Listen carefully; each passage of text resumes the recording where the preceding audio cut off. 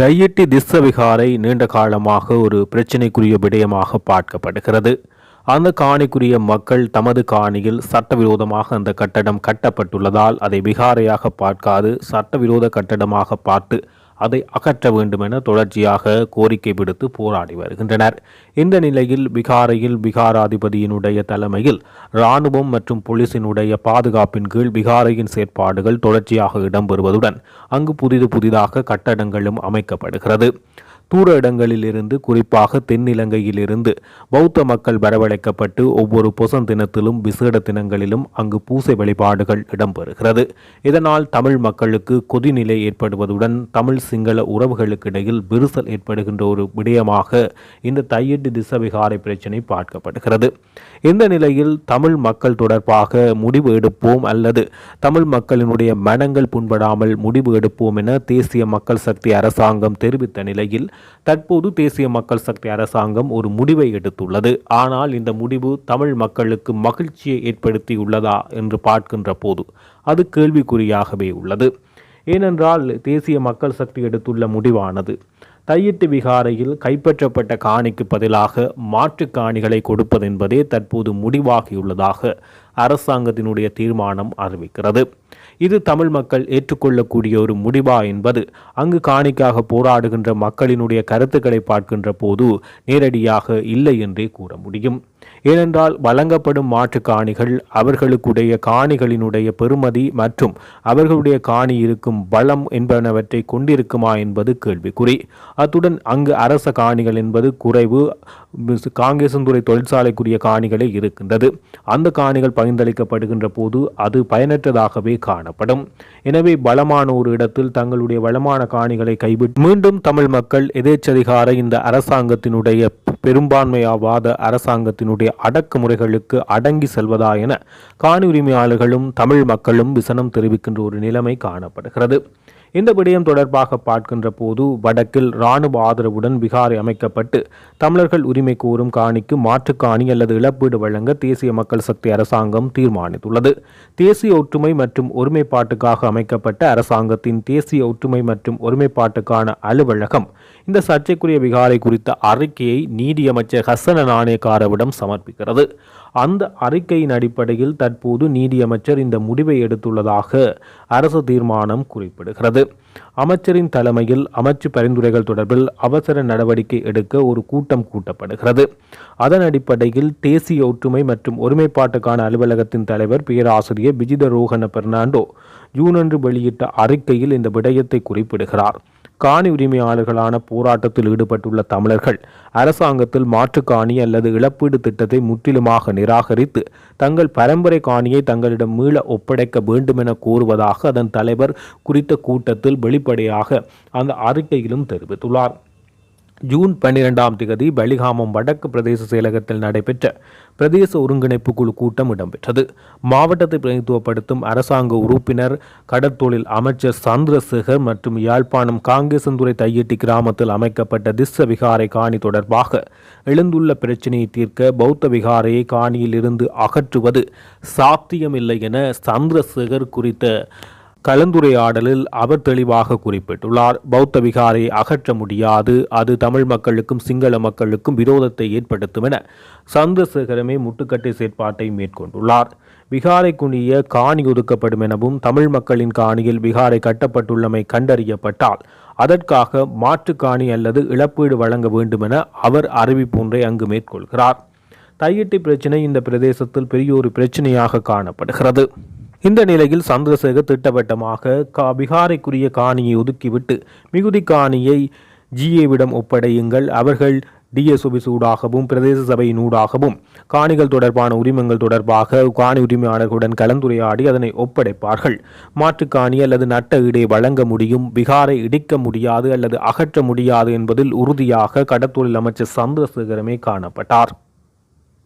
இந்த நிலையில் இந்த பிகாரைக்கு அருகில் உள்ள காணிகளில் போராட்டம் நடத்தி வரும் காணி உரிமையாளர்கள் குறிப்பிடுகின்ற விடயம் 16 தமிழ் குடும்பங்களுக்கு சொந்தமான 150 பரப்பு காணியை இராணுவம் வலுக்கட்டாயமாக விகாரைக்குரிய பகுதிகளாக கையகப்படுத்தி திஸ்ஸ விகாரை அமைத்துள்ளது என்பது தெளிவான உறுதிகள் ஊடாக வெளிப்படுத்தக்கூடிய ஒரு விடயமாக காணப்படுகிறது. இந்த வகையில் தற்போது அந்த 16 பேரில் பலிகாமம் வடக்கு பிரதேச சபையின் உறுப்பினராக தற்போது ஒருவர் உள்ளூராட்சி மன்ற தேர்தலில் போட்டியிட்டு தெரிவாகியுள்ளார். பத்மநாதன் சாரியன் என்பவர் இந்த உள்ளூராட்சி சபை உறுப்பினராக தெரிவாகியுள்ள நிலையில் அவர் இந்த தீர்மானத்தை கடுமையாக நிராகரிக்கிறார். நாங்கள் ஒருபோதும் மாற்று காணியோ இழப்பீடோ கோரவில்லை. எங்களுடைய உறுதி பரம்பரை காணியே எமக்கு வேண்டும் என்பதை காணி உரிமையாளர்களின் தொடர்ச்சியான கோரிக்கையாக உள்ளது என அவர் விடாப்பிடியாக விடயத்தை தெரிவித்துள்ளார்.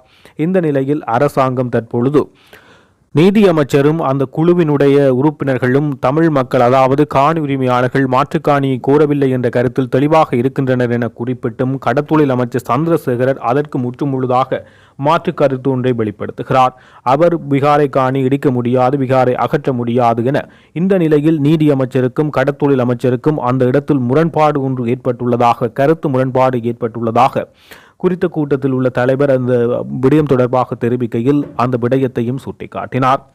எனவே தற்பொழுது அனுர அரசாங்கம் ஏகமனதாக நீதியமைச்சரினுடைய அந்த கலந்துரையாடலின் பின் எடுக்கப்பட்ட முடிவின் அடிப்படையில் விகாரைக்குரிய காணிகள் விகாரை தற்போது அமைக்கப்பட்ட காணிகள் அவ்வாறே இருக்க அவ்வாறு விகாரை அமைக்கப்பட்ட காணி பகுதியில் உள்ள காணி உரிமையாளர்களின் உரித்து அடிப்படையில் அவர்களுக்கு மாற்றுக்காணி அல்லது இழப்பீடு வழங்குவதற்கு தற்போது அரச மட்டத்தில் முடிவு எடுக்கப்பட்டுள்ளது. இது முற்றுமுழுதாக அந்த தமிழ் மக்களை ஏமாற்றும் ஒரு முடிவாகவே அமைந்துள்ளது. இந்த முடிவுக்கு பிரதான காரணமாக கடத்தொழில் அமைச்சர் சந்திரசேகரமே தலையிட்டுள்ளார் என்பது தற்போது வெளிச்சமாகியுள்ளது. தற்பொழுது கடந்த அரசாங்கத்தில் முக்கிய பதவிகளை வகித்த மற்றும் பாராளுமன்ற உறுப்பினர்களாக இருந்த 28 பேருடைய சொத்துக்கள் தொடர்பாக போலீஸ் சட்டவிரோத சொத்துக்கள் புலனாய்வு பிரிவு விசாரணையை ஆரம்பித்துள்ளது. அனுர் அரசாங்கத்தின் ஒரு அதிரடி நடவடிக்கையாக இது பார்க்கப்படுகிறது. இதில் 2 பாராளுமன்ற உறுப்பினர்கள் அதாவது தமிழ் பாராளுமன்ற உறுப்பினர்கள் முன்னாள் அமைச்சர்கள் உள்ளடங்குவதாக முன்னர் தெரிவிக்கப்பட்டது. அந்த விடயங்கள் தற்போது வெளிவாகியுள்ளது. தமிழ் பாராளுமன்ற உறுப்பினர் மற்றும் முன்னாள் அமைச்சர்களாக ராசமாணிக்கம் சாணக்கியன் மற்றும் சிவனேசதுரை சந்திரகாந்தன் என அழைக்கப்படுகின்ற பிள்ளையான் ஆகிய இருவருடைய சொத்துக்கள் தொடர்பாக தற்போது விசாரணைகள் ஆரம்பிக்கப்பட்டுள்ளது. அவர்களுடைய சொத்துக்கள் அவர்களுக்கு இருக்கின்ற நிலங்கள் தங்கங்கள் மற்றும் அவர்களுடைய சொத்து விவரங்களில் சந்தேகம் இருப்பதாகவும் எனவே அவர்கள் இவ்வாறு சொத்துக்களை சேர்த்தார்கள் என்பது தொடர்பாக தீவிரமான விசாரணையை தற்போது அனுர் அரசாங்கம் மேற்கொண்டுள்ளது. குறிப்பாக சாணக்கியன் அனுர் அரசாங்கம் தொடர்பாக தொடர்ச்சியாக குற்றச்சாட்டுக்களை முன்வைத்து வருகின்ற ஒரு நபராக காணப்படுகிறார். இந்த நிலையில் அனுர் அரசு திட்டமிட்டு அவரை ஒடுக்கும் வகையில் இந்த செயற்பாடுகளை மேற்கொள்கின்றதா என்ற சந்தேகம் எழுகிறது. இந்த நிலையில் பாராளுமன்ற உறுப்பினர் ராசமாணிக்கம் சாணக்கியன் மற்றும் பிள்ளையான் ஏற்கனவே தற்போது பயங்கரவாத தடுப்பு பிரிவில் கிழக்கு பல்கலைக்கழக துணைவேந்தர் கடத்தி காணாமலாக்கப்பட்ட விவகாரம் தொடர்பாக கைது செய்யப்பட்டு அது தொடர்பாக விசாரணைகள் இடம்பெற்று வருவதுடன் உயிர்த்த ஞாயிறு தாக்குதல் தொடர்பாகவும் அவரிடம் விசாரணைகள் இடம்பெற்று வருகிறது. இந்த நிலையில் அவருடைய சொத்துக்கள் தொடர்பாகவும் தற்போது விசாரணைகள் ஆரம்பிக்கப்பட்டுள்ளது. அதேபோல் முப்படைகளினுடைய இராணுவ தளபதியாக இருந்த முப்படைகளின் பிரதானியாகவும் இருந்த சபேந்திர சில்வாவினுடைய சொத்துக்கள் அவர் தொடர்பான விடயங்கள் சட்டவிரோதமான சொத்துக்கள் தொடர்பான விடயங்கள் தற்போது விசாரணைகள் உத்தியோகபூர்வமாக ஆரம்பிக்கப்பட்டுள்ளதாக புலனாய்வு பிரிவு தெரிவித்துள்ளது. அத்துடன் நாமல் ராஜபக்ச மஹிந்த யாப்பா அபேபத்தன மஹிந்த அமரவீர தாமர சம்பத் தசநாயக்க ரோஹித் அபே குணபத்தன பவித்ரா வன்னியாராட்சி காஞ்சன விஜயசேகர சாகல ரத்நாயக்க ஜனகதிச குட்டியாராட்சி பஜிர அபேபத்தன மகிபால கேரத் அனுர பிரியதர்சன யாப்பா அனுச நாணயக்கார கசன ராஜகருண வடிவேல் சுரேஷ் சாணக்கியன் சிவனேசதுரை சந்திரகாந்தன் சாந்த அபிஷேகர் ஆகியோரின் சொத்துக்கள் தொடர்பாக விசாரணைகள் தொடங்கப்பட்டுள்ளது. தமிழ் பாராளுமன்ற உறுப்பினர்கள் என்று பார்க்கின்ற போது சாணக்கியன் பிள்ளையான் மற்றும் வடிவேல் சுரேஷ் ஆகியோருடைய சொத்துக்கள் தொடர்பாக தற்போது விசாரணைகள் ஆரம்பிக்கப்பட்டு வருகிறது. எனவே இவர்கள் சட்டவிரோதமான சொத்துக்கள் இருந்தது என்று உறுதிப்படுத்தப்படும் பட்சத்தில் இவர்கள் கைது செய்யப்படுவார்கள் என அனுர் அரசாங்கம் தெளிவாக தெரிவித்துள்ளது. இந்த நிலையில் சாணக்கியன் பிள்ளையான் ஆகியோர் சிக்குவார்களா என பொறுத்திருந்துதான் பார்க்க வேண்டும். தற்போது தற்போது நடந்து முடிந்த உள்ளூராட்சி மன்ற தேர்தலை பொறுத்தவரை அனுர் அரசாங்கம் வெற்றி பெற்றாலும் பல்வேறு சபைகளில் பெரும்பான்மையுடன் ஆட்சி அமைப்பது அனுர் அரசாங்கத்துக்கு கடினமாக அமைந்துள்ளது. தேசிய மக்கள் சக்தியை பொறுத்தவரை பெரும்பாலாக எந்த கட்சிகளுடனும் கூட்டமைப்போ கூட்டணியோ இல்லாமல் தனித்தே தங்கள் மக்கள் ஆட்சியை மேற்கொள்வதாக ஒவ்வொரு தேர்தலிலும் தெரிவித்த அவர்கள் தற்போது சில சபைகளை கைப்பற்றுவதற்கு கூட்டணி அமைக்க வேண்டிய துப்பாக்கி நிலைக்கு தள்ளப்பட்டுள்ளனர். இந்த நிலையில் அவர்கள் குறிப்பாக இந்த கூட்டணியை முடிந்தவரை குறைத்து வருகின்றனர். ஆனால் சில சபைகள் குறிப்பாக இந்த கொழும்பு மாநகர சபை தேசிய மக்கள் சக்தியின் வசம் போனது எதிர்க்கட்சியான ஐக்கிய மக்கள் சக்திக்கு பெரும் அடியாக உள்ளது. இந்த நிலையில் நளின் பண்டார ஒரு கருத்தை தெரிவிக்கிறார். அதிகாரத்தை கைப்பற்றுவதற்காக இவர்கள் விடுதலை புலிகளின் தலைவர் பிரபாகரனுடன் கூட அனுர அரசாங்கம் கூட்டணி அமைக்கும் அல்லது ஒப்பந்தங்கள் மேற்கொள்ளும் என அவ்வாறான நிலைமையை அனுர மேற்கொள்கிறார் என அவர் பகிரங்கமான ஒரு குற்றச்சாட்டை முன்வைக்கிறார். உள்ளூராட்சி சபைகளின் அதிகார போட்டி காரணமாக இந்த குற்றச்சாட்டு முன்வைக்கப்பட்டுள்ளது. யாழ்ப்பாணம் செம்மணியில் எலும்புக்கூடுகளாக மீட்கப்படும் உறவுகளுக்கு நீதி வேண்டி அணையா தீபம் ஏற்றப்பட உள்ளதாக மக்கள் செயல் அமைப்பு இன்று தெரிவித்தது. இது தொடர்பாக அவர்கள் யாழ் ஊடக மையத்தில் ஊடகவியலாளர் சந்திப்பு ஒன்றை மேற்கொண்டு அந்த போராட்ட முறைமை தொடர்பாக தெளிவுபடுத்தினர். அது தொடர்பான காணொலி இணைக்கப்பட்டுள்ளது. மக்கள் செயல் என்கின்ற தன்னார்வ இளைஞர்களுடைய அமைப்பினால் வருகின்ற 23, 24 மற்றும் 25ஆம் திகதிகளில் யாழ்ப்பாண செம்மணி வளைவு பகுதியில் ஒரு அமைதியான போராட்டம் ஒன்று முன்னெடுக்கப்பட இருக்கின்றது. இந்த போராட்டத்திற்கு அணையா தீபம் என்று பெயரிடப்பட்டிருக்கின்றது. இதற்கான காரணம் எங்களது கடந்த கால இலங்கை தீவில் இருந்த எங்களுடைய இழக்கப்பட்ட உறவுகளுக்காக நாங்கள் ஒரு அணையா தீபத்தினை ஏற்றி அதனை 3 நாட்களுக்கு சுழற்சி முறையில் உணவு தவிர்ப்பு போராட்டம் மற்றும் அந்த தீபத்தினை அணையாமல் எங்களுடைய கரங்களை கொடுத்து அதனை காப்பதற்கான ஒரு போராட்டமாக ஒரு துணைப்பொருள் தான் இந்த போராட்டமானது முன்னெடுக்கப்பட இருக்கின்றது. இந்த போராட்டத்திற்கான முக்கியமான காரணமாக இந்த செம்மணி புதைகுழி என்பது தமிழர்களுடைய வாழ்வில் ஒரு கருப்பு பக்கமாக 1996 தொடக்கம் 99ஆம் ஆண்டு காலப்பகுதிகளில் இருந்திருந்தது. மீண்டும் தற்பொழுது இந்த சிந்துபாத்தி இந்து மயானத்தில் 19 மனித உடல் எலும்புக்கூடுகள் கண்டுபிடிக்கப்பட்டிருக்கின்றன. அவற்றில் 3 மனித எலும்புக்கூடுகள் சிறு பிராயமுள்ள பிள்ளைகளுடைய எலும்புக்கூடுகள் என்று அடையாளம் காணப்பட்டிருக்கின்றது. இங்கு இறக்கப்பட்டிருக்கின்ற அல்லது காணாமலாக்கப்பட்டிருக்கின்ற எங்களுடைய உறவுகள் எங்களில் யாராவது ஒருவரது உறவினர்களாக இருக்கலாம், தந்தையாக இருக்கலாம், தாயாக இருக்கலாம், அண்ணன் தம்பிகளாக இருக்கலாம். இப்படிப்பட்ட இழக்கப்பட்ட எங்கள் உறவுகளுக்கான ஒரு சர்வதேச நீதி வேண்டித்தான் இப்படி அணையா தீபம் என்கின்ற இந்த போராட்டத்தினை மக்கள் செயல் என்கின்ற தன்னார்வ இளைஞர் அமைப்பு செயலினால் முன்னெடுக்கப்படுகின்றது. இதற்கு நாங்கள் வடக்கு கிழக்கில் இருக்கின்ற அனைத்து ஈழத்தமிழர்களது ஆதரவினையும் புலம்பெயர் தமிழர்களுடைய ஆதரவினையும் கோரி நிற்கின்றோம். ஏனென்று சொன்னால் இவ்வளவு காலமும் இலங்கையில் வலிந்து காணாமல் ஆக்கப்பட்டவர்களுடைய போராட்டமானது ஒரு நீண்டகால போராட்டமாக இருந்திருக்கின்றது. அவர்களுக்கு எந்த விதமான நீதியும் கிடைக்கப்படவில்லை. 30 வருடத்துக்கு மேலாக இலங்கையில் இடம்பெற்ற இந்த உள்நாட்டு யுத்தத்தில் வலிந்து காணாமலாக்கப்பட்டவர்களோ அல்லது அவர்களது உறவினர்களுக்கோ இன்று வரைக்கும் எந்த விதமான நீதியும் கிடைக்கவில்லை. எனவே எங்களுக்கு தெரியும், எங்களுடைய இறுதி யுத்தத்தின் பொழுது நாங்கள் தனித்து விடப்பட்டிருந்தோம். அந்த தனித்து விடப்பட்டிருந்த பொழுது எங்களுடைய உண்மைகள் அனைத்தும் நீதிகள் அனைத்தும் புதைக்கப்பட்டிருக்கின்றன, எங்களுக்குள்ளேயே புதைக்கப்பட்டு விட்டது. ஆகவே தற்பொழுது மீண்டும் இந்த செம்மணி சிந்துபாத்தி இந்து மயானத்தில் கண்டுபிடிக்கப்பட்டிருக்கின்ற இந்த மனித எச்சங்களின் ஊடாக எங்களுக்கான நீதி ஒன்றினை மீண்டும் நாங்கள் சர்வதேசத்திடம் கோருவதற்காகத்தான் அணையா தீபம் என்ற இந்த தொனிப்பொருளிலான போராட்டமானது முன்னெடுக்கப்பட இருக்கின்றது. இதற்கு முக்கியமான ஒரு காரணமாக இருப்பது என்னவென்று சொன்னால், ஐநாவினுடைய பிரதிநிதியினுடைய இலங்கை வருகையொட்டி சர்வதேசத்தினுடைய கவனத்தை ஈர்ப்பதற்காகவும் இவ்வாறு ஒரு எலும்புக்கூடுகள் கண்டுபிடிக்கப்பட்டதை பார்த்தும் இதுவரைக்கும் தெற்கு மௌனமாக இருக்கின்றது. தெற்கில் இதற்கான எந்த ஒரு உணர்வுபூர்வமான ஒரு செயல்களும் அவர்களிடம் இருந்து எங்களுக்கு கிடைக்கவில்லை.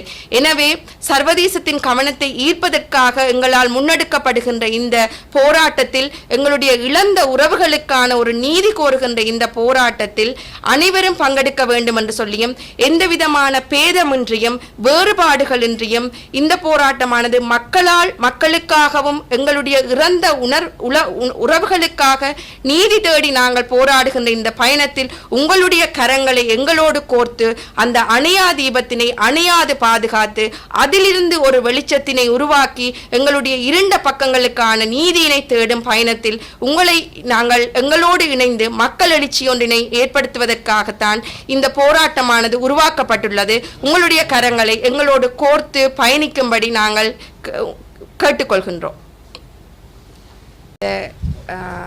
போராட்டத்திற்கான உண்மையான அடிப்படையாக அமைவது என்னவென்று சொன்னால் 1998 ஆண்டளவில் இலங்கை அரசாங்கத்தினால் இந்த செம்மணி புதைகுழி என்பதற்கான நீதி வழங்கப்பட்டு விட்டது என்ற அடிப்படையில் தான் தற்பொழுது தெற்காக இருக்கலாம் அல்லது சர்வதேச சமூகமாக இருக்கலாம் அமைதியாக இருக்கின்றார்கள்.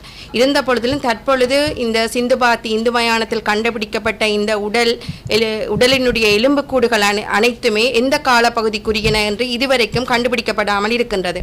அது மட்டுமில்லாமல் இந்த எலும்புக்கூடுகளை நாங்கள் எடுத்து பார்த்தோம்னு சொன்னால் அந்த எலும்புக்கூடுகள் புதைக்கப்பட்ட இடத்திற்கு பக்கத்தில் எந்த விதமான ஆபரணங்களோ அல்லது ஆடைகளோ இருக்கவில்லை என்று சொல்லியும் அந்த எலும்புக்கூடுகளில் அவர்களை சித்திரவதை செய்வதற்கான எந்த விதமான அடையாளங்களோ அதற்கான காயங்களோ இல்லை என்பது தொடர்பாகத்தான் கூறப்படுகின்றது. தற்பொழுது இருந்து வந்த அந்த உத்தியோகபூர்வமற்ற தகவல்களின் பிரகாரம் அவ்வாறு தான் அறியப்படுகின்றது.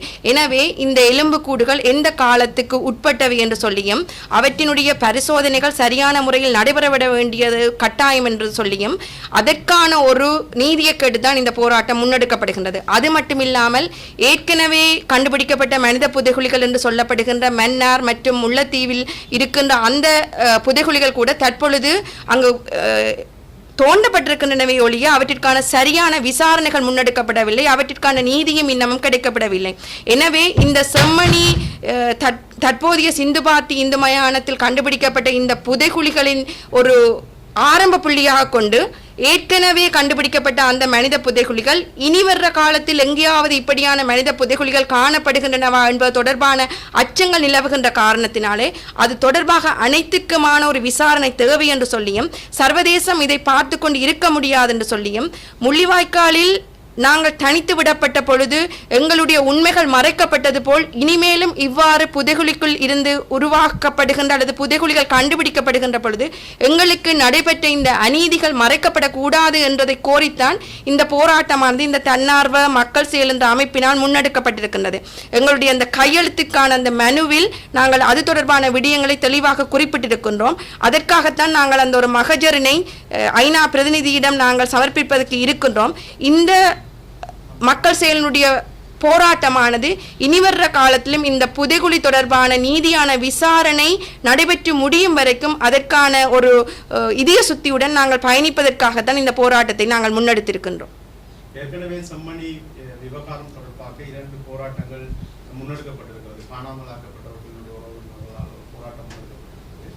வடக்கு கிழக்கு ஒருங்கிணைப்பு அமைப்புகளால் போராட்டம் முன்னெடுக்கப்பட்டிருக்கிறது. நீங்கள் 3வதாக ஒரு போராட்டம் முன்னெடுக்கிறீர்கள். ஆனால் கடந்த காலங்களில் இந்த 2 போராட்டங்களிலும் உங்களுடைய பங்களிப்பு நீங்கள் யாராவது இந்த போராட்டத்தில் கலந்து கொண்டிருக்கிறீர்களா? அவர்களும் வெளிப்படையாக அழைத்திருந்தார்களே, நீங்கள் அவர்களுடைய போராட்டத்தில் கலந்து கொண்டு வலிச்சேர்க்கவில்லை. எங்களுடைய மக்கள் செயல் அமைப்பிலிருந்து சில பிரதிநிதிகள் அந்த போராட்டத்தில் போய் கலந்து கொண்டிருந்தார்கள். ஆனால் உத்தியோகபூர்வமாக நாங்கள் அந்த கலந்து கொள்வது தொடர்பான விடயத்தினை எடுத்துச் சொல்லவில்லை. ஆனால் அதில் எங்களுடைய பங்களிப்பு இருந்தது.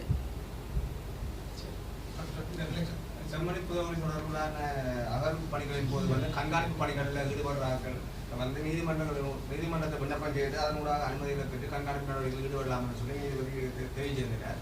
அந்த வகையில் இனி வரும் 2ஆம் கட்டமாக நடைபெற உள்ள அகழ்வு பணிகளின் போது தங்களுடைய இந்த குழுவினர் கண்காணிப்பு பணிகளில் ஈடுபடுவதற்கான ஏதுநிலை காணப்படுகிறது. நிச்சயமாக நாங்கள் அப்படியான பணிகளில் ஈடுபடுவதாக இருக்கின்றோம். ஏனென்று சொன்னால் இந்த போராட்டத்தை நாங்கள் ஒரு குறுகிய காலத்தில் தான் நாங்கள் ஒருங்கிணைத்திருந்தோம். எங்களுக்கு இந்த போராட்டம் ஒருங்கிணைப்பதற்காக எங்களுக்கு ஏற்பட்டிருந்த காரணமானது இந்த சிறுவயது குழந்தையினுடைய இந்த உடல் எலும்புக்கூடு கண்டுபிடிக்கப்பட்டது என்பது மிகவும் அதிர்ச்சியான ஒரு விடயமாக இருந்தது. எங்கும் ஒரு யுத்தம் நடைபெற்றிருந்த பொழுது சிறு குழந்தைகளை பாதுகாக்க வேண்டும் என்றுதான் மனித உரிமை சட்டம் என்றாலும் சரி, மனிதாபிமான சட்டம் என்றாலும் சரி எடுத்துரைக்கின்றது. அப்படி இருக்கின்ற பொழுது இப்படி குழந்தைகளினுடைய எலும்புக்கூடுகள் கண்டுபிடிக்கப்பட்டது என்பது எந்த காலப்பகுதியில் நடைபெற்ற விடயம் அல்லது ஏன் இவ்வாறு நடைபெற்றது என்பது தொடர்பான ஒரு விழிப்புணர்வு ஒன்று ஏற்பட்டதன் பிற்பாடு நாங்கள் இந்த போராட்டத்தை கட்டாயமாக ஒருங்கிணைத்து இது தொடர்பான சர்வதேச கவனத்தையும் இலங்கை அரசாங்கத்துக்கு அழுத்தம் கொடுக்க வேண்டும். இது ஒரு மக்கள் பேரியக்கமாக மாற்ற வேண்டும் என்ற அடிப்படையில் தான் இந்த போராட்டம் முன்னெடுக்கப்படுகின்றது. எனவே இனிவரும் காலங்களில் நாங்கள் நிச்சயமாக இந்த போராட்டத்திற்கு எங்களுக்கு தேவையான அத்தனை பங்களிப்புகளையும் இந்த செம்மணி புதைகுழி தொடர்பாக வழங்குவதற்கு நாங்கள் தயாராக இருக்கின்றோம்.